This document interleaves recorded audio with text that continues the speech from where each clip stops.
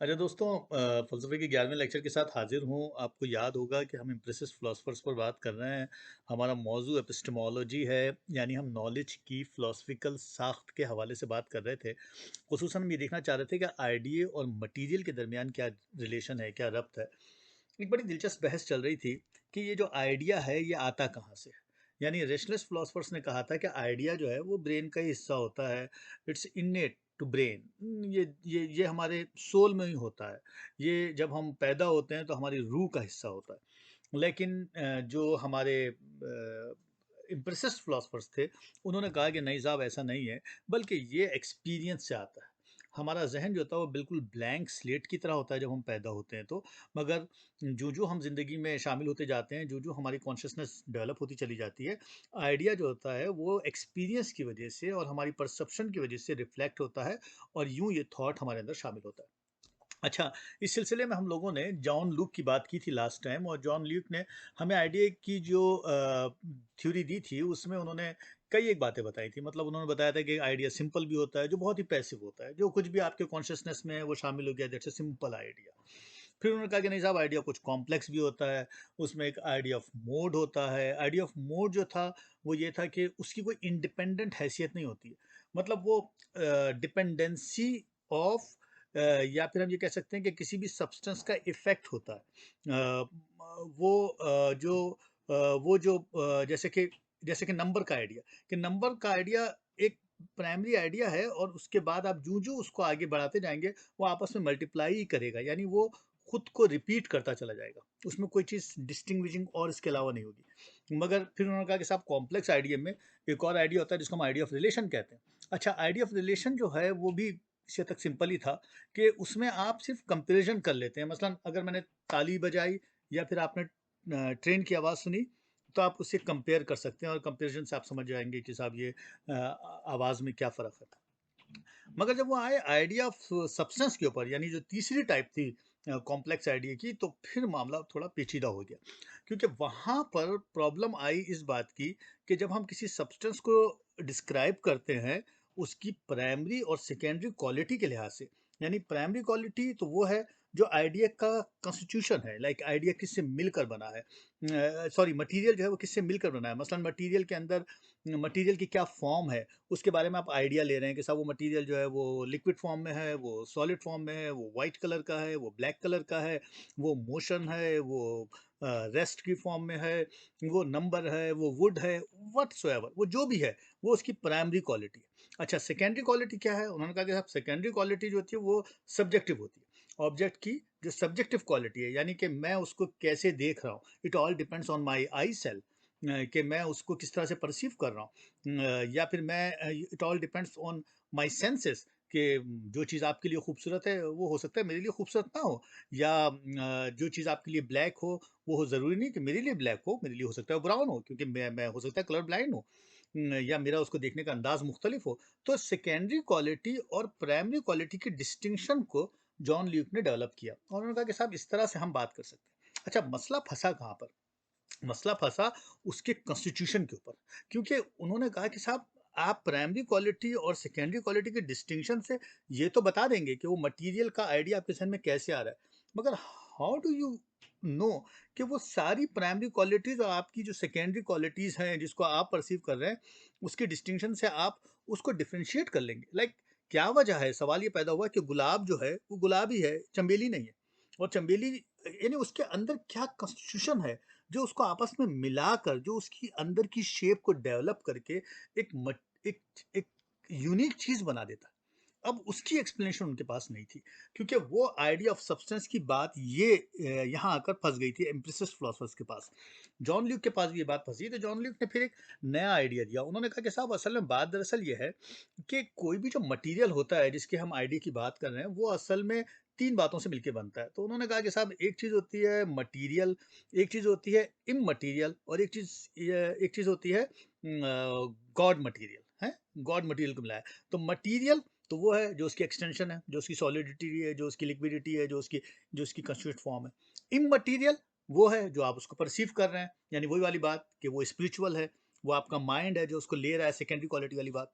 लेकिन जब तीसरी बात आई, गॉड मटेरियल, तो उन्होंने गॉड मटेरियल को डालकर उस ट्रायंगल को कंप्लीट कर लिया और कहा कि साहब गॉड मटेरियल जो होता है वो इनडेफिनेट होता है और जो मटेरियल होता है वो डेफिनेट होता है। तो इनडेफिनेट और डेफिनेट के दरमियान ये रिलेशन होता है और वही इनडेफिनेट उस डेफिनेट का कॉन्स्टिट्यूशन बनाता है जिसकी एक्सप्लेनेशन नहीं है। तो ले देकर बात जो है वो गॉड की हेल्प की तरफ चली गई कि खुदा की मदद या स्पिरिचुअलिटी की मदद आ जाए तो हम उसके कॉन्स्टिट्यूशन को एक्सप्लेन कर सकें।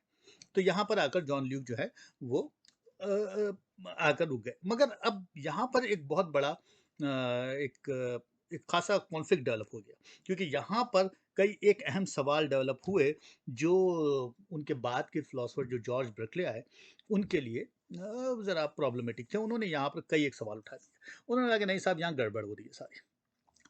अब जॉर्ज बर्कले को समझना ज़रूरी है क्योंकि ये फिलोसफिकल ऑब्जेक्शन जो था ना उनका ये नहीं था। उन्होंने कहा कि साहब असल में जो आप बात करें ना मटीरियल इमटीरियल और गॉड, असल में जो आप मटीरियल की जब आप बात करते हैं यानी जब आप इमटीरियल की बात करते हैं तो बात सेंस बनता है, लेकिन ये जो मटीरियल की आप बात करते हैं तो मटीरियल डेवलप हो जाता है इमटीरियल के सामने, और जब मटीरियल इमटीरियल सामने डेवलप हो जाता है तो इट इज़ ऑब्जेक्शनबल क्योंकि वो मटेरियल को एक्सेप्ट नहीं कर पा रहे थे जॉर्ज बर्कली।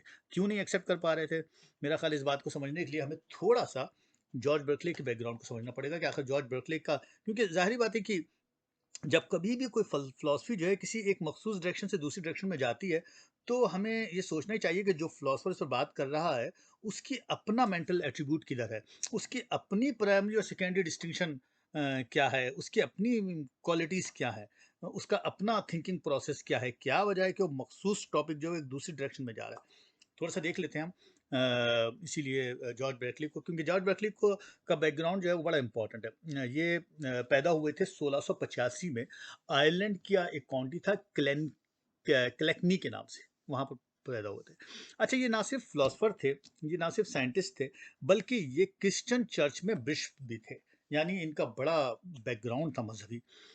ये ना सिर्फ आइडियलिस्ट और इम्प्रेसिस्ट फिलोसफर्स थे, बल्कि बहुत ही कम उम्र में, यानी आम तौर पे फिलोसफर्स मैच्योर होते हैं 55-60 साल की उम्र में, ये 20 साल की उम्र में इनकी जो बड़ी रिमार्केबल शख्सियत बन गई थी, बहुत ही कम उम्र में। यानी ये सिर्फ 19 साल के थे जब उन्होंने अपनी बैचलर डिग्री कंप्लीट की और ये अपनी फेलोशिप की वैकेंसी का वेट कर रहे थे। उस दौरान उन्होंने एक हाइपोथेसिस लिखा, बड़ी क्रिटिकल स्टडी थी टाइम और विजन के हवाले से, और उसमें उन्होंने ये बात प्रूफ करने की कोशिश की कि there is no material substance, कोई भी चीज़ जो है उसमें कोई मटेरियल सब्सटेंस नहीं है। अच्छा, फिर जब वो 3 साल गुजर गए, यानी जब वो 23 साल के थे, तो उन्होंने जब फेलोशिप अपनी कंप्लीट की तो उनका मौजू क्या था? उनका मौजू था एरामेथेटिका एंड मिसेलेनिया मैथमेटिका। यानी अब आप इससे समझ लीजिए कि उनका जहन कितना साइंटिस्ट और किस कदर मैथमेटिक्स की तरफ भी था। अच्छा, फिर उसके 2 साल के बाद उनकी एक रिवीजन आती है जिसका टॉपिक था an essay towards a new theory of vision. 1709 में आई थी।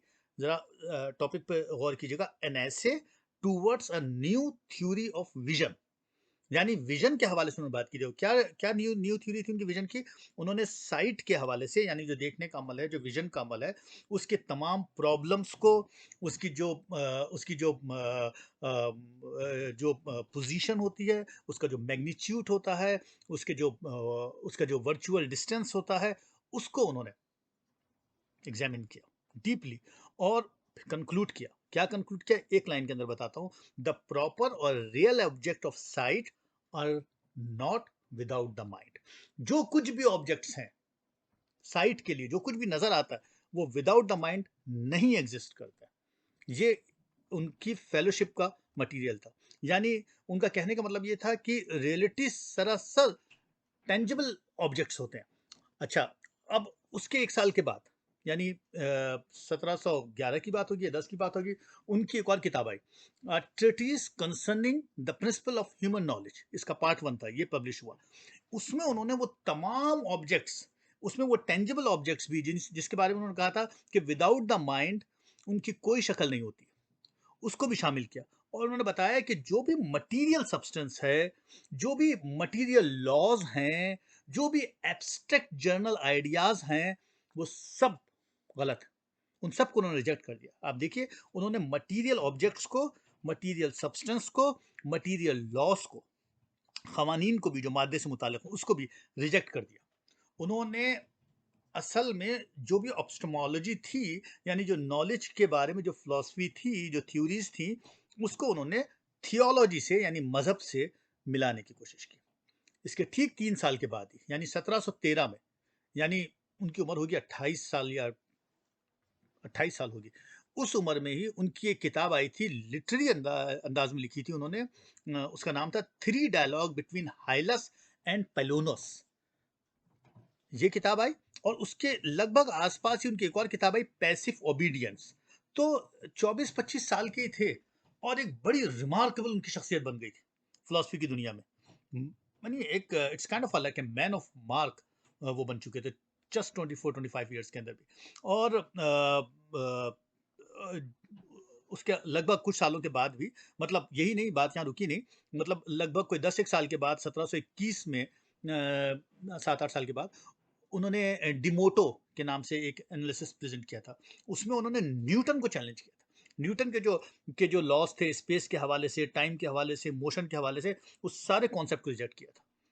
और उसी दौरान फिर उनकी एक और किताब भी आई थी 1734 में, दी एनालिस्ट के नाम से। उसमें उन्होंने न्यूटन की जो कैलकुलस के लॉज थे उसको भी चैलेंज किया था। तो being a mathematician, being a scientist, उन्होंने न्यूटन के जो मटेरियल लॉज थे उनको भी चैलेंज किया। उन्होंने इम्प्रेसिव फिलॉसफी के अंदर जो कुछ भी उन्होंने बात की थी कि साहब तजुर्बे और विजन शामिल तो होती है चीज़ें, मगर जो तजुर्बे और सेंसेशन से जो बातें शामिल हो रही हैं, उससे जो मटेरियल डेवलप हो रहा है, उस मटेरियल के कॉन्सेप्ट को उन्होंने, मटेरियल के सब्सटेंस को, मटेरियल के लॉ को, मटेरियल के जो एब्स्ट्रैक्ट थॉट है उसको, सबको रिजेक्ट किया था। तो इस लिहाज से देखा जाए तो बहुत कम उम्र में ही इस जो हमारी जो ये है बर्कले जो है, उनकी एक बड़ी रिमार्केबल शख्सियत बनकर सामने आ गई थी। और उन्होंने उनका जो बुनियादी थीम था वो यही था कि साहब जो जो रियलिटी है, जो भी ऑब्जेक्ट्स हैं, जो भी हमारे इर्द गिर्द हैं, वो दर हकीकत जो है, वो सच्चाई के एतबार से अगर देखें तो कुछ भी नहीं है। वो दरअसल हमारी साइकिक, वो सब साइकी नेचर है। वो सरासर हमारे माइंड के अंदर डेवलप होते हैं। माइंड ये जो से परसीव करता है। और यही बात उन्होंने अपनी जो उनकी किताब थी, treatise concerning principle of human knowledge, उसमें उन्होंने साबित करने की कोशिश की थी। उन्होंने कहा था कि nothing exist outside the mind. Mind के बाहर कुछ भी नहीं। अच्छा, अब ये बात, ये इसको हम देख लेते हैं थोड़ा-सा। अच्छा, ख़ुसूसन उनकी जो किताब थी, जो मैंने अभी आपको बताई थी ना, the three dialogues between Hylas and Philonous, वो ज़रा इम्पोर्टेंट थी, क्योंकि वो मैंने आपसे आपसे कहा कि साहब वो थोड़ा लिटरेरी अंदाज़ था उसका बात करने का। नहीं, उन्होंने क्या किया, उन्होंने डायलॉग्स डेवलप किए, थ्री डायलॉग्स डेवलप किए बिटवीन हाइलस एंड फ्लोनस। अच्छा, ये हाइलस क्या था? बुनियादी नुकता तो यही था, जो बात हुई कि every object is related with the mind, with the senses, with the psychic. Object कोई एग्जिस्ट नहीं करता, कोई भी मटेरियल एग्जिस्ट नहीं करता, हर चीज़ हमारे सेंस का हिस्सा है। अच्छा, उसमें उन्होंने जो हाइलस का कैरेक्टर डेवलप किया था और फिलोनस का कैरेक्टर डेवलप किया था। हाइलस जो था उसका मतलब ही मटेरियल है, उसका उसके मायने वुड के हैं, लकड़ी के हैं, हैं? और जो फिलोनस जो था उसके मायने हैं, फेलो कहते हैं लव को, और नोस का मतलब है माइंड। तो यानी in the favour of mind, in the love of mind. तो वो जो फेलोनस का जो कैरेक्टर था वो दरअसल उनका अपना कैरेक्टर था, यानी वो एक साइंटिफिकली एजुकेटेड कॉमन सेंस का उनके लिहाज से मतलब था, जो एक्चुअली वो खुद थे। और वो इमटेरियल के फेवर में थे और मटेरियल से डिस्कशन कर रहे थे, यानी वो फेलोनस थे और हाइलस से डिस्कस कर रहे थे, मटेरियल से, मैटर से, वुड से डिस्कस कर रहे थे, और अपने फलसफे से ये बात साबित कर रहे थे। He was trying to be propounded that the world depends for its existence on being previewed। सिर्फ और सिर्फ प्रीव्यूड के ऊपर डिपेंड करती है, सिर्फ और सिर्फ माइंड के साख्त के ऊपर डिपेंड करती है, सिर्फ और सिर्फ आपकी साइकी के ऊपर डिपेंड करती है, और इसके अलावा कुछ भी नहीं है वर्ल्ड। अब जाहिर बात है कि सवाल ही पैदा होता है कि वैसा क्यों कर रहे थे। जैसे कि मैंने उसका बैकग्राउंड बताया उन साहब का, बर्कले का, कि बर्कले का बैकग्राउंड मजहबी था। वो एथिज्म से बचने की कोशिश कर रहे थे, वो मटीरियल वर्ल्ड से निकालने की कोशिश कर रहे थे। वो कह रहे थे कि अगर हमने किसी भी लिहाज से इस बात को डिस्कस किया तो मटीरियल जो है वो डेवलप हो जाएगा। अब ज़ाहिर बात है कि थोड़ा-सा हमें बैकग्राउंड याद ही है कि 15वीं सदी का दौर था, फ़िलॉसफ़ी का आगाज़ रेने डेकार्ट से हुआ था, यानी रेशनलिस्ट फ़िलॉसफ़र से, जिसको हम फादर ऑफ फ़िलॉसफ़ी कहते हैं। और मग़रबी माशरा जो है वो उस ज़माने में साइंटिफ़िक होना शुरू हुआ था, यानी मटीरियलिज़्म का दौर आना शुरू हो गया था, और साइंस जो है वो मैटर पर काम कर रही थी। तो बराह रास्त एक टकराव थियोलॉजी से साइंस का हो रहा था। तो ऐसे में जो पहले जो रेशनलिस्ट फिलॉसफर हमारे रेने डेकार्ड आए थे, उन्होंने एक रिकंसिलिएशन की फ़ज़ा डेवलप की थी। उन्होंने उन्होंने बॉडी और माइंड का एक कॉन्सेप्ट दिया था, एक ड्यूअलिज़्म डेवलप किया था और एक तवाज़ुन बनाने की कोशिश की थी कि नहीं साहब ऐसा नहीं है कि पूरी क्योंकि पिछले 1000 साल पूरे मज़हब के गुज़रे थे, तो उन्होंने कहा कि नहीं साहब एक तवाज़ुन कायम कर लेते हैं। एक चीज़ मटीरियल होती है और एक चीज़ माइंड होती है, उनके दरमियान ये ड्यूअल रिलेशनशिप होती है। अच्छा, अब इसका ये ठीक है कि उन्होंने अपने तौर पर रिकंसिलिएशन डेवलप की, मगर इससे एक प्रॉब्लम हुआ। प्रॉब्लम ये हुआ कि इस रिकंसिलिएशन प्रोसेस में मटेरियल डेवलप तो हो गया, भले से वो तवाज़ुन के साथ ही डेवलप हुआ, लेकिन वो माइंड के सामने आ गया। अब वो जब वो माइंड के सामने आ गया, तो फिर ज़ाहिर-सी बात है कि खुदा जो है और मटेरियल जो है वो एक-दूसरे के इर्द-गिर्द आ गए। तो उन्होंने फिर अपने तईं उसके लिए फिर खुदा के कॉन्सेप्ट को क्रिएट किया। आपको याद होगा कि हमने इसको डिस्कस किया था कि किस तरह से उन्होंने खुदा के कॉन्सेप्ट की हायरार्की डेवलप की। और उन्होंने कहा कि साहब खुदा जो है वो गुडनेस को सपोर्ट करता है क्योंकि वो इविल नहीं है। और फिर उस सारे फिलॉसफिकल बहस से जो टूट-फूट हुई, वो जो बहुत वो जो एक जो अंडरस्टैंडिंग थी कि आइडिया जो है यानी फिर बात तो पीछे चली गई ना, बात तो फिर प्लेटो तक चली गई कि प्लेटो की थ्योरी ऑफ फॉर्म पे कि प्लेटो साहब ने कहा था कि जो है आइडिया जो है वो असल में हमारे सोल का हिस्सा होता है, वो फॉर्म है और जो मटेरियल है वो कुछ भी नहीं है, वो फॉर्म के डिपेंडेंट है। तो वो बात वहाँ से शुरू हुई और फिर प्लेटो ने उसकी हायरार्की करके उसको खुदा के कॉन्सेप्ट से मिलाया था और इस तरह से मैटर और फॉर्म के दरमियान एक रिलेशन डेवलप की थी। तो वो बात वहाँ से शुरू हुई थी। फिर वहाँ से बात बढ़ते-बढ़ते वो सुकरात तक आई। फिर आपको याद होगा कि सुकरात तक जब बात आई तो बात दूसरी तरफ चली गई और उसमें तो फिर वो कॉज़ेशन की थ्योरी आई। उसमें उन्होंने बताया कि साहब 4 कॉज़ेज़ होते हैं। वही मटीरियल और फॉर्म के हवाले से बैकग्राउंड में बात थी। मगर उन्होंने सुकरात ने ब अपने सुकरात कह रहा हूँ अरस्तू ने सॉरी अरस्तू ने बताया कि 4 कॉज़ेज़ होते हैं, formal cause, material cause, efficient cause और फाइनल कॉज़। यानी प्लूटो की ही जो आसमानी ख़्याल था, उसको ज़मीन तक लेकर आए। फिर बाद में जो फिलॉसफर जिनको हमने बात की जॉन लॉक की, जॉन लॉक ने उसको मज़ीद आर्टिकुलेट किया। उन्होंने कहा कि साहब मटीरियल जो है वो फ़ॉर्म और मैटर का आपस में कनेक्शन ज़रूर है, मगर उसको आप हवा में हैंग नहीं कर सकते। वो उसकी एक साख़्त मौजूद है, तो यूँ मटीरियल की साख़्त बन गई। तो एक शक्ल बन गई। तो जॉन लॉक ने जब आइडिया के मामले में रेशनलिस्ट फिलोसोफर को रिजेक्ट किया कि साहब वो जो आइडिया है वो एक इनेट नहीं होता है बल्कि वो परसेप्शन से आता है, तो मटेरियल की शक्ल तो डेवलप हो गई। क्योंकि डिकार्ड ने जब कहा कि body is a separate entity from mind, यानी बॉडी और माइंड के दरमियान जो डिविलिज्म है, उसमें जब उसने कहा कि it's a separate entity from mind because both of them are diametrically opposite attributes. तो माइंड और बॉडी जो है वो इंडिपेंडेंट तो है। अब बाद में ये अलग बात है कि उन्होंने खुदा को लाकर कहा कि वो they both are independent but dependent on God. But इन बातों से क्या हुआ? इस बातों से ये हुआ कि अभी जब 20वीं सदी में रसल आए तो उन्होंने कहा कि भई रसल ने जो जुमला कहा था कि रेने डेकार्ट का जो डिस्ट्रक्टिव पार्ट है वो ज़्यादा इंटरेस्टिंग है। क्यों क्यों जुमला ये कहा था? उन्होंने इसीलिए कहा था कि डिस्ट्रक्टिव पार्ट कंस्ट्रक्टिव पार्ट से इसलिए इंटरेस्टिंग है कि अगर खुदा की उन्होंने कंस्ट्रक्शन की है, उन्होंने अगर गॉड की कंस्ट्रक्शन की है, तो फिर दूसरी तरफ बॉडी की या मटेरियल की भी एक कंस्ट्रक्शन हो गई है। यानी बॉडी की जब आपने जो आप बॉडी की डिस्ट्रक्शन करते चले गए, खुदा की कंस्ट्रक्शन के अंदर जब आपने बॉडी की डिस्ट्रक्शन करनी शुरू की, तो बॉडी की डिस्ट्रक्शन के अंदर सबस्ट्रेट और मटेरियल की कंस्ट्रक्शन हो गई। अब वो सबस्ट्रेट और मटेरियल की जब कंस्ट्रक्शन हो गई, तो फिलोसोफर फंस गए। अब फंस गए कि साहब ये आखिर कॉन्स्टिट्यूशन में है क्या चीज़? तो फिर दोबारा खुदा की तरफ गए।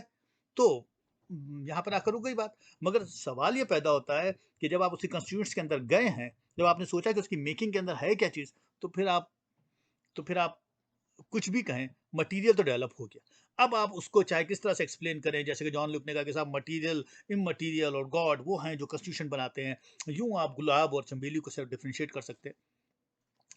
ये जो फिलोसोफर थे ना हमारे बर्कले, उन्होंने कहा नहीं साहब, जो आप उसी कॉन्स्टिट्यूशन में जाएंगे और मटेरियल की बात इममटीरियल की बात करेंगे और मटेरियल से उसको कंपेयर करेंगे, वैसे ही मटेरियल भी डेवलप होता चला जाएगा। और यूं ये जो आइडिया है, तो जॉर्ज बर्कले ने इस सारे ख्याल को रिफ्यूज़ कर दिया। उन्होंने कहा है कि ये जो आर्टिकुलेशन जॉन लॉक ने दी है प्राइमरी और सेकेंडरी डिस्टिंक्शन की, वो कोई इंटरप्रिटेशन कोई एक्सप्लेनेशन नहीं देती है। उन्होंने कहा कि वो असल में उल्टा जो मटेरियल का जो कॉन्सेप्ट है उसको सॉलिडिफाई कर देती है। उन्होंने कहा कि प्राइमरी और सेकेंडरी ये जो ऑब्जेक्टिव और सब्जेक्टिव क्वालिटीज़ है, असल में तो सभी सब्जेक्टिव है। उन्होंने कहा ये सब सब्जेक्टिव परसेप्शन है, यानी सेकेंडरी क्वालिटीज जिसको हम कहते हैं वो भी सब्जेक्टिव है, और जो प्राइमरी क्वालिटीज जो हम कह रहे हैं वो भी सब्जेक्टिव है। तो उन्होंने जॉन लॉक को के तमाम मटेरियल कॉन्सेप्ट को रिफ्यूज़ किया, हत्ता कि उन्होंने उनका जो एब्स्ट्रैक्ट आइडिया का कॉन्सेप्ट था उसको भी उन्होंने रिफ्यूज़ किया। उन्होंने कहा कि जो एब्स्ट्रैक्ट आइडिया का जो ख्याल देते हैं जॉन लॉक, वो भी असल में मटेरियल को की मौजूदगी का सुराग देता है। तो मतलब क्या था? मतलब ये था कि if the matter establish as an independent reality, होगा क्या? होगा ये कि it hit the claim of omnipotent God. वो खुदा का जो omnipotent इममटीरियल कॉन्सेप्ट है उसको हिट करेगा, उसको चैलेंज करेगा, और वो चैलेंज करेगा तो इसका मतलब है कि एथिज्म डेवलप होगा। इसीलिए बर्कली ने सवालात किए थे। उनका पहला बुनियादी सवाल क्या था? उनका पहला बुनियादी सवाल ये था कि उन्होंने कहा कि can we represent to ourselves what we mean by matter? क्या हम रिप्रेजेंट कर सकते हैं खुद से या खुद को कि आखिर मैटर से मुराद क्या है? क्योंकि रेशनलिस्ट तो ये कहते हैं कि वो तो प्रिज्यूम करते हैं कि ये नॉलेज जो है वो इनेट होती है और वो हमारे अंदर एक मौजूद होती है, और जो हमारे इम्प्रेसिस्ट हैं वो तो कहते हैं कि साहब वो सेंसेस से आती है और एक्सपीरियंस से आती है। तो वो पूछते हैं कि जो कुछ हमारे इर्द गिर्द है, जब हम इसको डिस्टिंग्विश कर ही नहीं सकते, जब हम उसकी कॉन्स्टिट्यूशन को डिस्क्राइब कर ही नहीं सकते, तो is it not a meaningless world? ये जो सबसेटम है, ये जो मैटर है, ये तो मीनिंगलेस है, which we use without understanding the meaning behind it. हमें पता ही नहीं उसके पीछे मतलब क्या है। क्या हम डिस्क्राइब कर सकते हैं what the meaning of the existence of the object in abstraction? जो हम एब्स्ट्रक्शन की बात कर रहे हैं कि हम एब्स्ट्रक्शन के सेंस में बोल देते हैं कि साहब कैमरा जो है, हर वो चीज़ कैमरा कहलाती है जो तस्वीर खींचती है, without going into this kind of a division. या इंसान जो है, हर वो चीज़ जो इंसान जैसी क्वालिटीज उसको हम इंसान कह देते हैं। यही होता है ना, जिसको हम जिसको हम एब्स्ट्रक्शन के फॉर्म में एक्सप्लेन करते हैं। तो कहते हैं कि जो मटेरियल जिसकी आप बात कर रहे हैं, जो कंस्टिट्यूट बना रहा है, उसको आप एक्सप्लेन कर नहीं सकते। उसकी आप प्राइमरी क्वालिटी सेकेंडरी क्वालिटीज बता रहे हैं जो उसको डिफ्रेंशिएट कर नहीं सकती, उसको सिर्फ आप परसीव कर सकते हैं। तो आप कैसे उसको बयान कर रहे हैं? Is it nothing but very thing what we feel see and hear? सवाल या निशान है उसके आगे। वो कहते हैं is it only the collection of idea which make up the experience of perception? सिर्फ और सिर्फ कलेक्शन ऑफ आइडिया है असल में? वो सरासल मटेरियल वर्ल्ड को रिफ्यूज करते हैं, कहते हैं कि हम आइडिया के बारे में ये जानते हैं कि वो सब्सटेंस और रिफ्लेक्शन से ड्राइव होता है। आइडिया जो है वो सॉरी सेंसेशन और रिफ्लेक्शन से ड्राइव होता है। इसके अलावा जो भी मटेरियल वर्ल्ड हमारे इर्द गिर्द है, वो हमारे माइंड के अलावा एग्जिस्ट नहीं करती। वो किसी भी तरह से हम उससे बॉडी से कंपेयर नहीं कर सकते। जो कुछ भी है वो सरासर हमारे माइंड में है, यानी हमारे सेंसेस का हिस्सा है। उनका मतलब ये था कि बॉडी या मटेरियल का आइडिया जो है वो असल में गॉड का जो ओमनीपोटेंट आइडिया है उसको लिमिटेड कर देता है, जो कि नामुमकिन है। और जो एक लिमिटेड कॉन्सेप्ट है वो एक अनलिमिटेड कॉन्सेप्ट को चैलेंज करता है।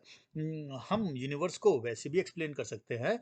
हम उसका जो मटेरियल जो सब्सटेंस है उसको उसके ख्याल से निकाल कर हम गॉड के सुप्रीम जो स्पिरिट है या जो उसका स्पिरिचुअल बीइंग का कॉन्सेप्ट है उसमें इंटरप्ट कर सकते हैं। जब जॉन लॉक ने आखिरी लफ्ज़ कहा उसी कॉन्स्टिट्यूशन के बारे में, मटेरियल के बारे में आइडिया देते वक्त कहा कि आई नो नॉट व्हाट, वो रिमार्क बहुत इंपॉर्टेंट था। उन्होंने कहा कि मैटर असल में जब इनसे पूछा तो मैटर असल में कुछ भी नहीं, is an inert senseless unknown substance. It is an inert senseless unknown substance. हमें नहीं पता कि वो कौन सी इनर कॉन्स्टिट्यूशन है जो गुलाब को गुलाब और चंबेली को चंबेली बना देती है। वो कहते हैं कि जॉन लॉक की आई नो नॉट वाट की एक्सप्लेनेशन जो है वो किसी भी लिहाज से, या फिर जो नॉन मटेरियल और ये जो गॉड मटेरियल जो उन्होंने क्रिएट किया है उससे उनका कॉन्सेप्ट कहीं से क्लियर नहीं होता। वो अज्जा बनते ही नहीं है। वो बोलते हैं how can any thing be present to us which is neither perceivable by sense nor reflection nor capable of pounding, not nor capable of producing any idea in our mind, nor is all extended, nor have any form, nor exist in any place। किस तरह से हम एक ऐसे idea को जिसको हम perceive नहीं कर पा रहे हैं, जो डीप डाउन उसी कॉन्स्टिट्यूशन में शामिल है, ना उसको हम सेंस ले सकते हैं, ना उसके हम रिफ्लेक्शन दे सकते हैं, ना उसको हम उस आइडिया को अपने माइंड में प्रोड्यूस कर सकते हैं, ना हम उसको उसकी एक्सटेंशन पे बात कर सकते हैं, ना उसके हम फॉर्म पे बात कर सकते हैं। वो एग्जिस्ट ही नहीं करता है, हम कैसे उसको बयान कर रहे हैं? तो यूं उन्होंने उसको, बर्कले ने कहा कि साहब प्राइमरी हो या सेकेंडरी हो वो सब कुछ सब्जेक्टिव है। इसके लिए उन्होंने फिर कई आर्गूमेंट भी दिए। उन्होंने एक दिया आइडिया ल्यूक वार्म वाटर का आइडिया क्या था। उसमें उन्होंने कहा था कि साहब एक हाथ है, अगर आप उसको कोल्ड वाटर के अंदर डालते हैं और उसी हाथ को फिर आप यानी दूसरे हाथ से चले आप वो वाटर में डालते हैं, तो दोनों हाथ जो है वो मुख्तलिफ तरीके से सेंस कर सकते हैं पानी के टेम्परेचर को। हालांकि पानी का टेम्परेचर एक ही है, लेकिन हाथ की सेंसेशन मुख्तलिफ है। अगर फ़र्ज़ करें कोई न्यूरोपैथी है फ़र्ज़ करें, तो आप एक हाथ से अलग सेंसेशन लेंगे, दूसरे हाथ से अलग सेंसेशन लेंगे। या बिल्कुल ऐसी आप एक चीज़ खाते हैं वो मीठी लगती है, लेकिन अगर आपको बुखार है तो हो सकता है वो आपको सोर फील हो। तो ये जो आपका टेस्ट है वो मुख्तलिफ हो जाता है। तो ये तो all depends on environment, all depends on subjects, person to person vary कर रहा है। तो it all comes from the mind, it all come from the psyche. God is the one. वो फिर वो उसके बाद वो कहते हैं कि ये सेंसेस आते कहाँ से, तो फिर वो बात करते हैं कि साहब God is the one who arose this sensation in a regular coherent order. अब कहते हैं कि जो ख्यालात हैं ये असल में खुदा की तरफ से आते हैं, कोई कॉपीज नहीं है, कोई रिजेम्बलेंस नहीं है थिंग्स की without the mind. This is all coming into the mind, created into the mind, developed into the mind. An idea can be like nothing but an idea. Idea cannot be compared with anything else. It will be compared only by an idea. तो इस तरह से John Locke जो हैं वो ना सिर्फ material की पूरी जो एक साख्त है उसको रिफ्यूज़ करते हैं, बल्कि वो खुसूसन जो एब्स्ट्रैक्ट आइडिया ऑफ सबसेटम है उसको भी रिजेक्ट करते हैं। वो कहते हैं वो तो बहुत ही हार्मफुल मिस्टेक है जॉन ल्यूक की। बर्कले कहते हैं कि लॉक ने जो एब्स्ट्रैक्ट आइडिया दिया है ना, जो कैमरे के बारे में जो मैंने कहा, कंप्यूटर है या ह्यूमन बीइंग है या ट्रायंगल है, यानी आप एक एब्स्ट्रैक्ट आइडिया दे देते हैं कि उस तमाम क्वालिटीज़ मिलकर उस ऑब्जेक्ट को डिफाइन करती हैं या एक्सप्लेन करती हैं। Doesn't make sense. कहते हैं इस तरह से तो आप जब ग्रेजुअली उसको डिटरमिन करने के लिए उन क्वालिटीज़ को रिमूव करते चले जाते हैं, तो जो चीज़ आखिर में बचती है वो क्या रहती है, उसको आप किस तरह से एक्सप्लेन करेंगे? वो कुछ भी नहीं करेंगे, वो सिर्फ सब्जेक्टिव थाट है। कह रहे हैं जो बात जॉन लॉक कह रहे हैं वो असल में लैंग्वेज एरर है और कुछ भी नहीं है। तो वो उनकी जो फिलॉसफी है वो यही है कि हमारे all of objects for knowledge comes from three sources. वो कहते हैं the idea imprinted on the sense. Idea हमारे सेंसेस में इम्प्रिंट होता है, रिफ्लेक्ट होता है, एंड देन आइडिया मेमोराइज होता है। बस। तो इम्प्रिंट होता है हमारे सेंसेस के अंदर, रिफ्लेक्ट होता है और फिर मेमोराइज होता है। अब सवाल ही पैदा होता है कि इम्प्रिंट कैसा होता है, तो वहां से बर्कले के गॉड का कॉन्सेप्ट आ जाता है। वो कहते हैं कि तमाम सेंसेशन जो माइंड में है वो जो इनकॉर्पोरेट हुई भी हैं या होती रहती हैं हमारे तजुर्बात से, हमारे परसेप्शन से शामिल होती हैं, वो असल में माइंड में इनकॉर्पोरेट होती हैं स्पिरिट के ज़रिए से, एक ऐसे नॉन एंटिटी के ज़रिए से, एक ऐसे नॉट अ मटीरियल सब्सटेंस के ज़रिए से जो सब्जेक्टिव कॉज है हमारे आइडिया का। ये सेंसेशन हमारे माइंड में सुप्रीम विल से आती है, उस स्पिरिट से आती है जिसको हम गॉड कहते हैं। वही है जो हमारे आइडियाज़ को कनेक्ट करता है, वही है जो लॉ ऑफ नेचर के लिहाज से हमारे अंदर एक इंस्टीट्यूशन डेवलप होती चली जाती है बाय द गॉड। तो इस तरह से उन्होंने कहा कि साहब उन ख्यालात को हम एक्सप्लेन कर सकते हैं by the theory of God. हम ना सिर्फ उस स्पिरिट के ज़रिए से उस नॉन मटीरियल नॉन एंटिटी जो नॉन मटीरियल सब्सटेंस है उसके ज़रिए से हम उसको एक्सप्लेन कर सकते हैं, बल्कि पूरे यूनिवर्स का जो ऑब्जेक्टिव कॉन्सेप्ट है, जो मटेरियल कॉन्सेप्ट है, उसको हम गॉड के कॉन्सेप्ट से। उनसे कहा गया कि फिर अच्छा आप किस तरह से किस चीज़ को बयान करेंगे। फॉर एग्जांपल भूख लगती है, तो उन्होंने कहा ठीक है, ये I have an idea to eat. Food कहेंगे does not cause nourishment, but the idea of food and the idea of nourishment is connected by God. वो इस तरह से एक्सप्लेन करते हैं कि आइडिया ऑफ नरिशमेंट और आइडिया ऑफ फूड दोनों के दोनों खुदा से कनेक्टेड। आइडिया ऑफ स्लीप, सोने का जो आइडिया, या idea of refreshment, connected by God. Idea does not cause of each other, but their arrangement is by God, one follow other. तो जब बर्कली से कहा गया कि अच्छा स्टोन के बारे में क्या ख्याल है, कहेंगे आइडिया ऑफ स्टोन है। उन्होंने कहा गाड़ी सर पर लग जाए तो, उन्होंने कहा कि आइडिया ऑफ पेन है। तो उन्होंने कहा कि रियल वर्ल्ड में तो हम ये नहीं कहते हैं कि वो स्टोन है, पत्थर है। हम तो ये कहते हैं कि हम यही कहते हैं कि पत्थर है भाई, और आइडिया ऑफ स्टोन तो नहीं कहते हैं। तो उनका एक मशहूर जुमला यहाँ पर एक आया था। उन्होंने कहा कि we must think with the learned and speak with the vulgar. Common language में बात हम करते हैं, मगर हम सोचते फिलोसफर्स की तरह, और हमें सोचना चाहिए फिलोसफर्स की तरह। तो उन्होंने कहा कि language of philosophy can not be use on on on daily conversation, लेकिन फिक्र जो है वो आपकी जो है वो फिलोसफिकल होनी चाहिए।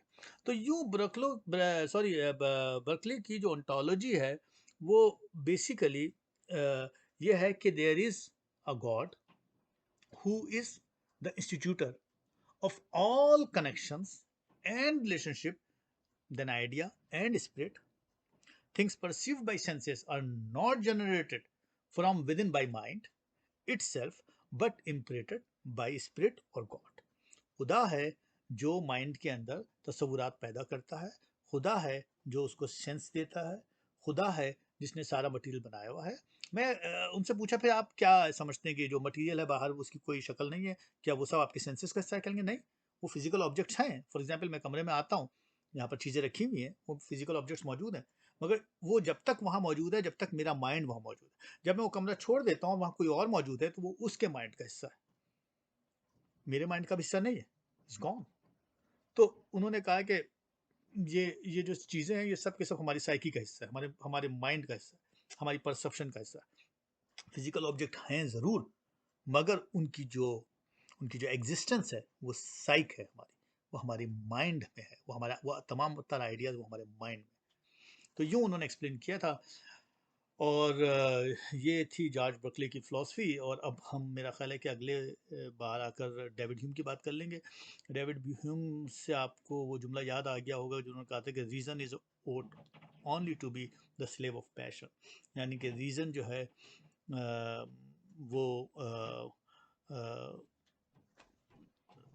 रीज़न जो है वो स्लेव है पैशन की। यानी पहले जो है जज्बात हैं, पहले जो है ख़याल है, बाद में रीज़न है। यानी जो भी एथिक्स है, जो भी अखलाकियात है, वो सरासर जो भी लॉज हैं एथिक्स के, या जो कुछ भी हम बरतते हैं ज़िंदगी में, जो कुछ भी हमारा जो जो अमल है, वो सरासर जो है वो इमोशन बेस्ड होता है, वो सेंटिमेंट बेस्ड होता है, वो मोरल प्रिंसिपल्स पर, या वो हमारी जो दलाइल है उस पर नहीं। वो दलाइल की बात बाद में आती है, पहले वो पैशन की बात आती है। ये उनकी बेसिक फिलोसफी थी डेविड ह्यूम की, जिसको हम डिटेल में डिस्कस कर लेंगे नेक्स्ट टाइम। ये भी इम्प्रेसिस्ट फिलोसफर हैं, ब्रिटिश स्कॉटिश फिलोसफर। अब इजाज़त दीजिए, हाँ, बाय।